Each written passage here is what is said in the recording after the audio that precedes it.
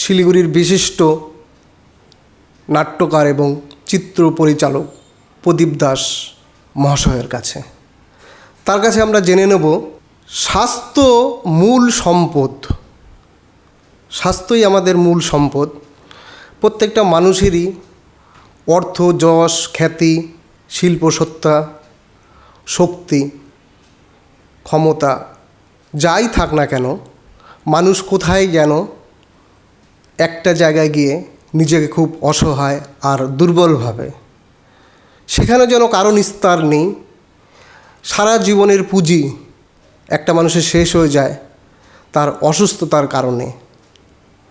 তিল তিল করে জমানো টাকা, অর্থ সব শেষ হয়ে যায়। এই সমস্যা থেকে মুক্ত কি সরকার করতে পারে না? সমস্ত দায়িত্ব নিয়ে এবং সম্পূর্ণ ফ্রি ট্রিটমেন্ট দিয়ে সরকারের উচিত একটা মানুষের সম্পূর্ণ পরিষেবা দেওয়া। এই ব্যাপারটা নিয়ে আমরা প্রদীপ দাস মহাশয়ের কাছে জানতে চাইব তার দৃষ্টিভঙ্গিতে তিনি কি বলতে চান। আচ্ছা, নমস্কার। আমি যে কথাটি প্রথমেই বলবো সেটা হচ্ছে প্রাণী মাত্রেই মরণশীল। এটা প্রকৃতির অমোঘ নিয়ম। কিন্তু এই যে মানুষের একটা নির্দিষ্ট আয়ু, আমাদের অস্তিত্বহীন অস্তিত্ব, যে ঈশ্বর আমরা মানি বা না মানি, এই রহস্যময় জগতে যিনি আছেন, সেই করুণাময় ঈশ্বর, তিনি একটা নির্দিষ্ট আয়ু আমাদের দিয়ে দিয়েছেন। আমাদের বয়স হলে পরে বয়সজনিত কারণে আমাদের অসুস্থতা একটা সময় আসবেই। আমাদের মূল আলোচ্য বিষয় হচ্ছে স্বাস্থ্যই সম্পদ। এই যে মানে অল্প বয়সে যদি কেউ চলে যায়, সেটা যেমন খুব বেদনাদায়ক। এরকম প্রচুর আছে যে সন্তান জন্মানোর সময় সে মারা যাচ্ছে, বা একটু বড় হয়ে তার ফিজিক্যালি সে হ্যান্ডিক্যাপড হয়ে জন্মাচ্ছে, নানান রকম অসুবিধার মধ্যে বাবা মা তাদেরকে তৈরি করছে। সে এক করুণ অবস্থা, সেটা তো আছেই। এছাড়াও মানুষ জন্মানোর সাথে সাথেই তার মৃত্যুটাও বোধহয়, যদি আমরা ভাগ্য মানি, তাহলে মৃত্যুটাও বোধহয় লেখা হয়ে যায়। কেননা আমি মনে করি জীবনটা একটা রসুনের মতো। মানে আমরা যে পথেই চলি না কেন, যে বর্ণের হই না কেন, যে জাতের হই না কেন, আমাদের মধ্যে হিন্দু, মুসলিম, বৌদ্ধ, খ্রিস্টান, জৈন নানান রকম আছে, কিন্তু সবাই এসে একটা জায়গায় শেষে গিয়ে, সব শেষে গিয়ে, জীবনের শেষে গিয়ে একটা জায়গায় আমাদের মিলিত হতে হয়। সেটা হচ্ছে আমরা কেউ হয় কবরে চলে যাব, অথবা চিতার আগুনে ভস্ম হয়ে যাব। এটাই, এবং আমাদের প্রাণ বিলীন হয়ে যাবে। আমাদের যে শরীর, ছোট থেকে মায়ের গর্ভের পর থেকে জন্মানোর পর আমরা যে ধীরে ধীরে ধীরে ধীরে বড় হয়েছি, সেই শরীরটাও কিন্তু আমার নিজের নয়। এটা একটা প্রকৃতির নিয়ম। মানে এখানে গ্রিবানের একটা কবিতা আমার মনে পড়ছে এই মুহূর্তে। জন গ্রিবান একটা লিখেছিলেন যে, your children are not your children, they are the sons and daughters of life longing for itself, they come through you but not from you, you may give them your love but not your thoughts. মানে কবিতাটার বাংলা অর্থ করলে এটাই দাঁড়ায় যে একজন শিশু যখন জন্মগ্রহণ করে, সেই শিশুকে আমরা বলি আমার সন্তান। আসলে সে আমার সন্তান নয়। আমরা যেমন আমার বাবা মাকে বা আমাদের পিতামাতাকে মাধ্যম করে পৃথিবীতে এসেছি, সেরকম আমার সন্তানও আমাদের মাধ্যম করেই পৃথিবীতে এসেছে, এবং সে যখন সন্তানের জন্ম দেবে তখন সেও তাকে মাধ্যম করে নতুন আরেকটি শিশু পৃথিবীতে আসবে। এটাই প্রকৃতির নিয়ম, এবং এই নিয়মের মধ্যে দিয়েই প্রকৃতি চলছে। এখন যে প্রশ্নটা আমার শিষ্য ইন্দ্রজিৎ আমাকে করেছে যে, স্যার, এই যে শেষ বয়সে অসুস্থতা নিয়ে সরকার কি কোনো পদক্ষেপ নিতে পারে না? অবশ্যই পারে।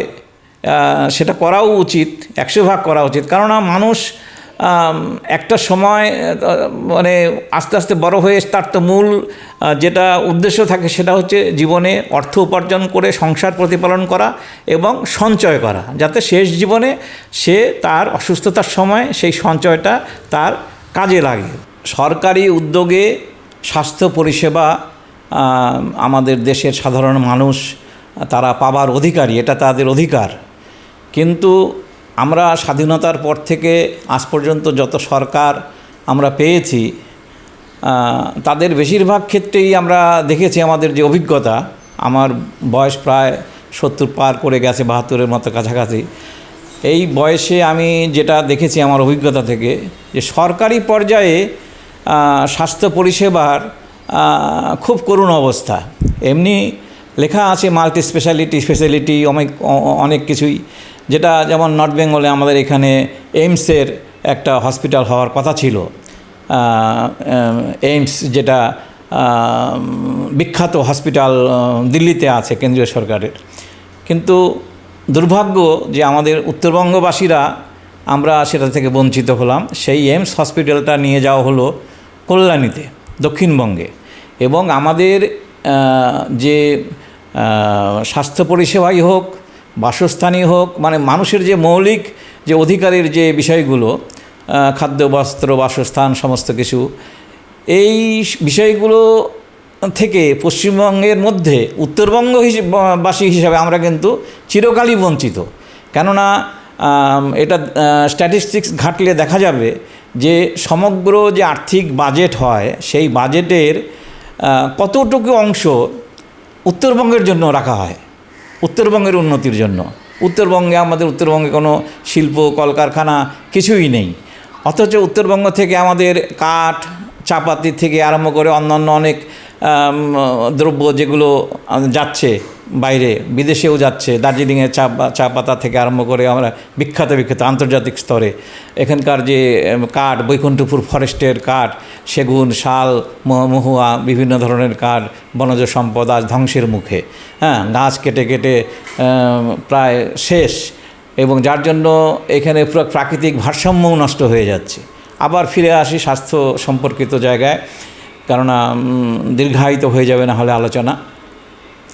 তা স্বাস্থ্যর ব্যাপারে বেসরকারি উদ্যোগে কিছু কিছু সংস্থা আছে, যেমন সাই হসপিটাল ব্যাঙ্গালোরে। এরা কিন্তু যে চিকিৎসাটা দেয় সেটা হচ্ছে ফ্রি অফ কস্ট, কিন্তু সেখানে সব চিকিৎসা হয় না, শুধুমাত্র হার্টের চিকিৎসাটাই সাধারণত বেশি হয়, বাদবাকি চিকিৎসা ওখানে কম হয়। এছাড়া কিছু ডেন্টাল, কিছু চোখের, যেমন লায়ন্স ক্লাব আছে, সেখানেও একদম ফ্রি নয়, কিছু কিছু কম খরচে চিকিৎসার ব্যবস্থা আছে। কিন্তু সরকারি ব্যবস্থাপনায় সম্পূর্ণ নিঃশুল্ক চিকিৎসা এবং জটিল চিকিৎসা, সেগুলো কিন্তু ফ্রিতে জনগণ পায় না আমাদের এখানে। এটাই নেওয়া উচিত। এই ট্রিটমেন্টের জন্য সাধারণ মানুষ তো নিঃস্ব হয়ে যাচ্ছে। একটা মানুষের সারা জীবনের সঞ্চয় শুধু ট্রিটমেন্টের জন্য শেষ হয়ে যাচ্ছে, তিল তিল করে পয়সা জমানো। তো সরকার যদি সেই ট্রিটমেন্ট জায়গাটাকে যদি ঠিকঠাক রাখে বা সম্পূর্ণ পরিষেবা ফ্রিতে দিতে পারে, আমার মনে হয় প্রত্যেকটা পরিবার আর্থিকভাবে অনেক সচ্ছল হবে। তো সরকার এই ব্যাপারটা কেন এত নেগলিজেন্সি করে যাচ্ছে? এখন সরকার কেন এই বিষয়টাকে এড়িয়ে যাচ্ছেন বা এই ব্যাপারে কোনো পদক্ষেপ নিচ্ছেন না, সেটা তো একজন নাগরিক হিসাবে আমি দাবি রাখতে পারি যে আপনারা এটা দেখুন, কিন্তু কেন নিচ্ছেন না সেটা তো তারাই বলতে পারবেন, কারণ এটা তো আমার বলার বিষয় নয়। আমাদের দেশে রাজনীতিতে আসতে গেলে পরে কোনো কোয়ালিফিকেশন লাগে না। এইটা হচ্ছে মুশকিল, হচ্ছে ওইখানে যে আমাদের দেশে যে রাজনৈতিক নেতারা যারা দেশ চালাবেন, তাদের যে যোগ্যতা, সেই যোগ্যতা তাদের অনেকেরই নেই। কিন্তু তাদেরকে একজন WBCS অফিসার, একজন IAS পাস করা অফিসার, সে একজন পঞ্চায়েত প্রধান হয়তো ক্লাস 7 পাস, সই করতেই পারে না। আপনার কাছে যদি রাজনৈতিক ক্ষমতা আসে, ধরে নিলাম প্রধানমন্ত্রীর মতন ক্ষমতা বা মুখ্যমন্ত্রীর মতন ক্ষমতা, তাহলে আপনি ভারতবর্ষের জন্য সব থেকে বেশি পরিষেবা কোনটাতে দেবেন? আমি স্বাস্থ্যতেই দেব। প্রথম স্বাস্থ্য এবং শিক্ষা, দুটো পাশাপাশি। শিক্ষা না হলে তো আর হবে না, মানুষকে শিক্ষিত করতে হবে, সচেতন করতে হবে। সচেতনতাই হচ্ছে মূল বিষয়। স্বাস্থ্য বিষয়েও কিন্তু সচেতনতা দরকার। যে একজন মানুষ শুধু ছোট থেকে বড় হলো, বৃদ্ধ হলো, মরে গেল সেটাই নয়, তার নিজের স্বাস্থ্য নিজেকেই দেখতে হবে। স্বাস্থ্যই সম্পদ, যার জন্যই বলা হয় সঠিক পুষ্টি যদি শরীরে না থাকে আর শরীর যদি না সুস্থ না থাকে, আমরা তো শিক্ষাটাও গ্রহণ করতে পারবো না।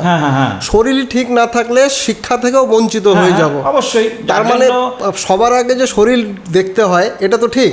অবশ্যই অবশ্যই শরীরকে আগে দেখতে হবে, কিন্তু শরীরকে দেখতে গেলে শরীরে যে আমি পুষ্টিটা দেব, সেই পুষ্টি বাজারে যে পাওয়া যায় শাক সবজি থেকে আরম্ভ করে মাছ মাংস ডিম সমস্ত কিছুতেই ভেজাল। সেইখানে সমস্ত পেস্টিসাইড দিয়ে বিষ দিয়ে তৈরি করা হচ্ছে। এটাও সরকারের দেখা উচিত যে কী পরিমাণে, এমনকি ওষুধেও, আমি যে ওষুধটা খাবো সেই ওষুধেও ভেজাল। এমনকি ব্র্যান্ডেড কোম্পানি, বিদেশি কোম্পানির যে ওষুধ 142টা সেদিন দেখলাম যে 142টা ওষুধ ভেজাল পাওয়া গেছে। তা এখন যদি এই অবস্থা হয় যে মানুষের আস্থার জায়গাটা সম্পূর্ণভাবে নষ্ট হয়ে যাচ্ছে সরকারি পরিষেবার ক্ষেত্রে।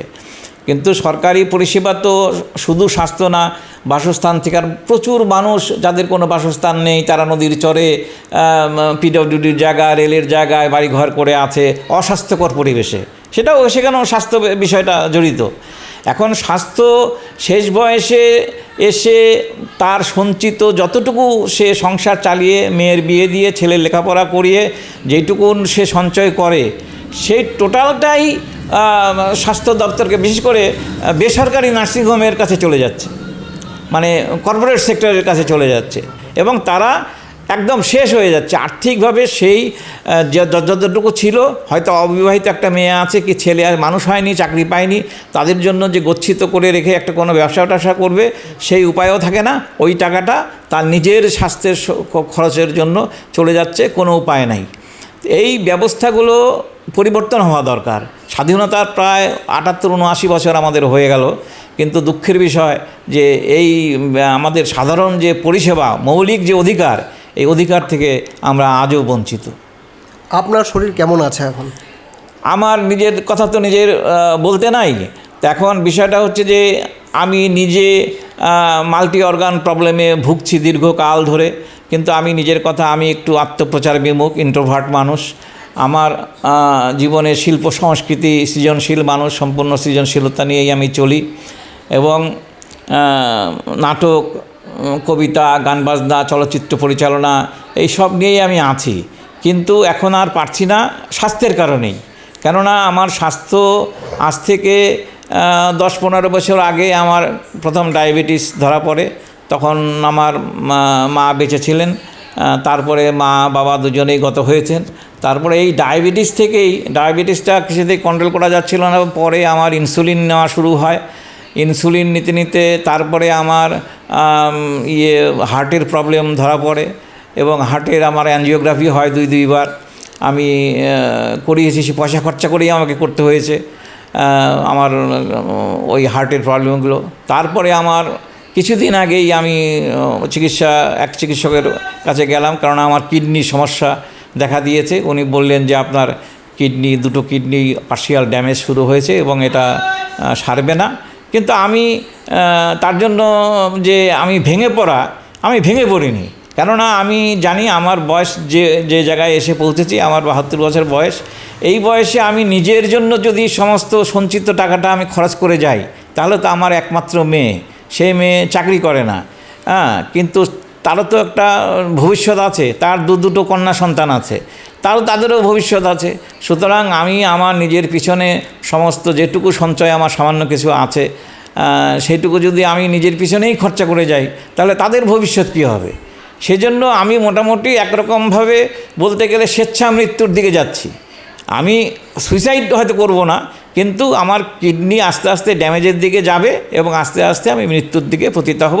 এটা আমি সচেতনভাবেই মেনে নিচ্ছি আর কি, উপায় নাই। আমাদের তো স্বাস্থ্যসাথীর কার্ড আছে, রাজ্য সরকারের থেকে, তো সেখানে কি ফেসিলিটি পাচ্ছেন? স্বাস্থ্যসাথী কার্ড বা আয়ুষ্মান ভারত বা এই নিয়ে কেন্দ্র রাজ্যের সম্পর্কের মধ্যে একটা বিরোধ আমরা দেখছি আর কি। আমার প্র্যাকটিক্যাল যে অভিজ্ঞতা, আমি এখন স্বাস্থ্যসাথী কার্ড আমি একটা করেছি, সেটা আমার স্ত্রীর নামে হয়েছে, কিন্তু এখনও পর্যন্ত তার কোনো বেনিফিট বা আমি তার থেকে কোনো আর্থিক সহযোগিতা এখনও পর্যন্ত পাইনি।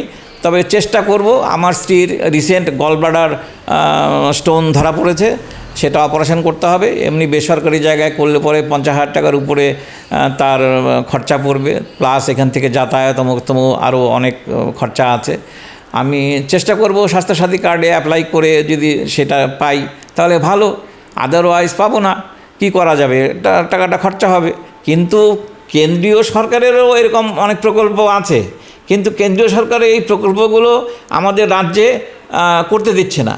এই যে রাজনৈতিকভাবে আমাদের সংবিধানের মধ্যে এই ফাঁকফোকর রয়ে গেছে যে কেন্দ্রে আমাদের রাজ্য এবং কেন্দ্রীয় সরকার এবং রাজ্য সরকার। তাহলে কেন্দ্রীয় সরকার যদি ভালো কাজের জন্য কিছু প্রকল্প তৈরি করে জনগণের উন্নতি সাধনে, স্বাস্থ্য, শিক্ষা, বাসস্থান সমস্ত কিছুতে, সেখানে রাজ্য সরকার কেন বাধা দেবে? এই যে বাধা দিয়ে সেটাকে আটকে রাখা, তাতে তো আমরাই সাফার করছি। তাহলে কি হচ্ছে, আমাদের যে অন্যান্য খাতে যে টাকাগুলো ব্যয় হচ্ছে রাজ্য সরকারের, এই যে কর্মক্ষেত্রেও হচ্ছে, হাজার হাজার শিক্ষক চাকরি না পেয়ে রাস্তায় বসে তাদের বয়স বেড়ে গেল, কত বছর হয়ে গেল, মারাও গেছে অনেকে। মানে কত দুঃখজনক, কত করুণা, মানে করুণ জায়গায় আমরা আমাদের অবস্থান, সেটাই চিন্তা করি যে আগামী দিনে, আজকে আমার 2টা ছোটো নাতনি আছে, তারা মানুষ হয়ে লেখাপড়া শিখে হয়তো বড় হলো, লেখাপড়াটাও শিখলো, কিন্তু তাদের নিরাপত্তা কোথায়? স্বাস্থ্য বিভাগের মধ্যেই, স্বাস্থ্য কেন্দ্রের মধ্যেই ধর্ষণ হচ্ছে, খুন হচ্ছে। আমরা কোথায় আছি, কোন রাজ্যে বাস করছি? এটা একটা মারাত্মক নিরাপত্তাহীনতায় আমরা ভুগছি। অভয়ার যে এখন কিছুই হয়নি, তার কোনো বিচার নেই। এবং রাতারাতি সেগুলো তার সমস্ত ধ্বংস করে দেওয়া হলো, যে প্রমাণপত্র লোপাট করে দেওয়া হলো। তার কারণটা কি? তো এখন এই যে ঘুঘুর বাসা বিভিন্ন জায়গা থেকে নানান রকমভাবে আমাদের যে মূল স্বাস্থ্যের জন্য যে খরচাটা করবে, সেই টাকাটা অন্য জায়গায় একটা পূজা কমিটিকে টাকা দিচ্ছে পূজা করার জন্য, যেটা আগে কোনো দিন আমরা দেখিনি। এই যে লক্ষ লক্ষ টাকা ব্যয় হচ্ছে, বিভিন্ন ক্লাবকে দেওয়া হচ্ছে, বিভিন্ন পূজা কমিটিকে দেওয়া হচ্ছে, বিভিন্ন সংগঠন সংস্থা ইয়েদের সমস্ত সাম্প্রদায়িক যে ইয়েরা, তারাও ডিমান্ড করছে, তাদেরকেও করছে, সবই ভোটের জন্য, ক্ষমতার জন্য। এখন কিছু করার নেই আমাদের। আমরা এই বয়সে, এই 72 বছর বয়সে আমি তার কয়দিন বাঁচবো কোনো ঠিক নেই। আমি তো একা কিছু করতে পারবো না, যার জন্য আমার হাতে আছে একটা কলম, ওইটাই আমার অস্ত্র। আমি এখন ক্যামেরার লেন্সে অনেক কিছু আমি ধরে করতে পারি, কিন্তু সে ক্ষমতাটাও আমার এখন আর নেই। আমি এখন বাইরে গিয়ে যে শুটিং করব, আমি বাঁকুড়াতে একটা ফিল্ম শুটিং করতে গেছিলাম, সেখানের থেকে ফিরে চলে এলাম যে পারলাম না, আমি আউটডোর শুটিং করতে পারছি না, আমার শরীরের জন্য প্রচণ্ড কষ্ট হচ্ছে। তা এখন কিছু করার নেই। আমরা যেটুকু বলতে চাই যে ওই সুকান্তের ভাষায়, যে কবি সুকান্ত ভট্টাচার্য বলে গেছিল যে শিশুর বাসযোগ্য করে যাব আমি, নবজাতকের কাছে আমার দৃঢ় অঙ্গীকার, অবশেষে সব কাজ সেরে নতুন শিশুকে করে যাব আশীর্বাদ, তারপর হব ইতিহাস। এই আর কি। আপনার কি মনে হয় না যে শুধু বৃদ্ধ এবং বৃদ্ধাদের জন্য সরকারের পক্ষে থেকে বিশেষ কোনো ট্রিটমেন্ট পরিষেবা দেওয়া বা কোনো হাসপাতাল শুধু বৃদ্ধাদের জন্য হলে কি এটা আলাদাভাবে কোনো একটা সুবিধা হয়? অবশ্যই, সেটা তো সরকারের দায়িত্ব। শুধু তাই না, যেমন এই যে সরকারি কর্মচারী যারা আছে, তারা দীর্ঘ কত বছর ধরে তাদের সুযোগ, তাদের ডিএ পাচ্ছে না। এটাও তো একটা দেখার দরকার, কেন পাবে না? তারা সরকারের জিনিসপত্রের দাম আগুন হয়ে যাচ্ছে, সেখানে তাদেরও তো সংসার বাঁচা করতে হবে। তারপরে তাদের বৃদ্ধ সময়ে তাদের যে দেখবে, এখনকার দিনে আমাদের যে ফ্যামিলির যে যৌথ পরিবার ভেঙে ভেঙে টুকরো হতে হতে স্বামী স্ত্রী আর এক বাচ্চাকে 2টো বাচ্চা, এই হচ্ছে আমাদের সংখ্যা হয়ে গেছে। এখন সেই বাচ্চারাও দেখা যাচ্ছে যে আমাদের রাজ্যে কোনো কাজ নেই, দেশে কোনো কাজ নেই, তারা বিদেশে চলে যাচ্ছে। তাদের দেশের প্রতি টানটা থাকবে কোত্থেকে? দেশাত্মবোধ জাগ্রত হবে কি করে? দেশের সরকার যদি একটা শিক্ষিত ছেলেকে চাকরি দিতে না পারে, কোনো কাজ দিতে না পারে, একটা মেয়েকে কোনো কাজ দিতে না পারে, তাহলে তাই সেই সমস্ত ছেলে মেয়ে তো বাইরে চলে যাবে। যেমন আমার নিজের ফ্যামিলিতেই আমার ভাগনা লন্ডনে চলে গেছে, আমার আরেক ভাইয়ের ছেলে ভাস্তা সে ফ্রান্সে থাকে, ওরা তো এদেশে ফিরবে না, কারণ ওইখানে ওরা যে লাইফ ওরা লিড করে সেটা আমাদের দেশে কোথায় পাবে? কোনো কাজের সুযোগ নেই, বাধ্য হয়ে ওরা চলে গেছে, ওদের জেনারেশন বিদেশেই থাকবে, বিদেশেই ওরা বড় হবে। এবং আমার ভাস্তা তো বিদেশি মেয়ে, ফ্রান্সের মেয়ে বিয়ে করেছে। মানে সিনিয়র সিটিজেনদের জন্য যে স্পেশাল একটা ট্রিটমেন্ট ব্যবস্থা সরকারের কিভাবে নেওয়া উচিত? সেটা নেওয়া উচিত এই জন্যই যে যারা বয়স্ক মানুষ, সবাই তো চাকরি করে না, যারা চাকরি করে তারা কিছু পেনশন পায়, তাদের মাস গেলে তাদের সামান্য পেনশনে যেটুকু পায় তা দিয়ে তাদের চিকিৎসা খরচ ইয়ে করা সম্ভব নয়। হ্যাঁ, তাদের চিকিৎসা খরচ সম্পন্ন হয় না, কারণ ওই দিয়েই তো তাদের সংসার, পেটে তো দিতে হবে কিছু, আগে তো পেট, তারপরে তো অন্যান্য চিকিৎসা। তা এখন সরকারি তরফে বৃদ্ধাদের জন্য প্রত্যেক জেলায় এবং প্রত্যেক ব্লকে একটা করে বৃদ্ধাশ্রম বলি বা আনন্দ আশ্রমই বলি বা শেষ বসন্তই বলি, এই ধরনের প্রকল্প আনা দরকার, যেখানে বিনা পয়সায় একজন বৃদ্ধা মানুষ সেখানে থাকতেও পারবে, খেতেও পারবে এবং তার স্বাস্থ্য পরিষেবাও সরকারি তরফে পাবে। এই উদ্যোগটা গ্রহণ করা উচিত। হ্যাঁ, এবং সেটা শুধু চাকরিজীবীদের ক্ষেত্রে না, যারা চাকরি করে না, একজন কৃষক বা একজন কাঠমিস্ত্রি, সে তো চাকরি করে না, তাহলে সেও তো বৃদ্ধ হবে। এইটা মানে প্রাকৃতিক নিয়মেই সে একটা সময় বৃদ্ধ হবে। সে যে কাঠমিস্ত্রি সেই রেদা মেরে কাঠ দেশের জন্য, সমাজের জন্য সারা জীবন যে তার মেধা, শিল্প, শ্রম সব দিয়েছে, কিন্তু দেখা গেল বৃদ্ধ বয়সে তাকে দেখার মতন কেউ নেই। কিন্তু সরকারের উচিত এই বয়সটাতে কমসে কম তাকে মানে তার পরিষেবাটা দেওয়া, এই বয়সে পরিষেবাটা দেওয়া। যেমন একজন কাঠমিস্ত্রিও কিন্তু একজন সৃজনশিল্পী, আবার যে টমেটো ফলায় সেও একজন সৃজনশিল্পী। আমি সবাইকেই সেই দৃষ্টিতে দেখি, যে আমি নিজে সিনেমা তৈরি করে বলি যে আমি বিরাট একটা মানুষ, তা কিন্তু নয়। আমিও তাদের মতোই একজন সাধারণ মানুষ, আমি এটা করতে ভালোবাসি, এটা করি। তার মধ্যে কিন্তু আমি টমেটো ফলাতে পারবো না। আবার একজন ওই কাঠমিস্ত্রির মতো আমি একটা মূর্তি তৈরি করতে পারবো না কাঠ দিয়ে, সেটা সেই পারে, সেই দক্ষতা সে অর্জন করেছে। যেমন ফটোগ্রাফিতে তুমি নিজে যে ফটোগ্রাফি করো মানে এবং রেগুলার ধারাবাহিকভাবে যে জায়গায় নিজের চেষ্টায় যে একটা জায়গায় গেছে, সেটা কিন্তু আমি পারবো না এই বয়সে। আমার পক্ষে ওই আপ টু ডেট যে ইয়েটা এখনকার ক্যামেরার সাথে তৈরি হওয়া, সেটা সম্ভব নয়। আমার আর সেই সময়টা নেই, সেই বয়সটাও নেই, সেই চোখের দৃষ্টিও নেই। আমি আস্তে আস্তে যার জন্য কলমটাই ধরেছি এখন, মানে আমার শেষ অস্ত্র কলমের মধ্যে দিয়ে আমার যত প্রতিবাদ যা কিছু। রিসেন্ট আমার একটা শতাধিক কবিতার একটা বই প্রকাশ পাবে, আর যদি আরও কিছুদিন বাঁচি তাহলে পরে তিস্তাপাড়ের কন্যা যে আমার সিনেমা হয়েছিল, সেইটাও গল্প উপন্যাস আকারে আমারই লেখা, সেটা ওই উপন্যাসটা বের করার ইচ্ছা আছে। আর তোমরা যদি আমার সাথে থাকো যতদিন বাঁচবো, মাঝে মধ্যে সৃজনশীলতা নিয়ে কাজকর্ম করব, এইটুকুই আর কি। আর সরকারের কাছে আমার বিনীত অনুরোধ থাকলো যে বৃদ্ধ বয়সে যাতে আমাদের মতো মানুষেরা, শুধু এই যে সাবিত্রী চ্যাটার্জি আমরা সিরিয়াল করেন, এই বয়সে উনি কথা বলতে পারছেন না, মান্নাদের মতো শিল্পী, উনি শেষ জীবনে ওনার মেয়ে ওনাকে দেখেননি, তালা দিয়ে রাখতেন, এই যে কষ্ট, মানে এগুলো বুক ফেটে যায় দেখলে পরে। এই সমস্ত বড় বড় শিল্পী যারা উত্তম কুমারের সাথে অভিনয় করেছে নায়িকা হিসাবে, তারা না খেয়ে রয়েছেন, তাদের সামান্য একটু ইয়ের জন্য তারা এই বয়সেও নড়ার ক্ষমতা নেই। সংলাপ বলতে গিয়ে কেঁপে যাচ্ছে কণ্ঠস্বর, তা সত্ত্বেও তাকে পেটের প্রয়োজনে বেঁচে থাকার জন্য কত কষ্ট করে থাকতে হচ্ছে। তো এই যে এগুলো সরকারের দেখা উচিত। সরকারের এই জন্যই তো সরকারকে মানুষ ভোট দিয়ে, নির্বাচনে ভোট দিয়ে তাকে ক্ষমতায় নিয়ে আসে, যে সেই পরিষেবাটা পাবে বলে। কিন্তু দেখা যাচ্ছে যে আমাদের দেশে বহুদলীয় যে ব্যবস্থা, এই ব্যবস্থায় দেখা যাচ্ছে যে একজন নির্বাচনে জিতলো এক দলের হয়ে, জেতার পরে দেখা যাচ্ছে যে সংখ্যাগরিষ্ঠ যে দল, সেই দলের সে বিক্রি হয়ে যাচ্ছে, বিক্রি হয়ে কিন্তু জনগণ তো তাকে সেই জন্য ভোটটা দেননি। জনগণ একটা নির্দিষ্ট উদ্দেশ্য, নীতি আদর্শের উপরে দাঁড়িয়ে তাকে ভোটটা দিয়েছিলেন। সেটা একটা বিশাল আলোচনা, একটা আলাদা, সম্পূর্ণ একটা পার্ট আলাদা। এই ব্যাপার নিয়ে আমরা আরেকদিন আলোচনা করব। আমাদের যেভাবে দেশটা চলছে, এই ব্যবস্থাটা আমূল পরিবর্তন দরকার।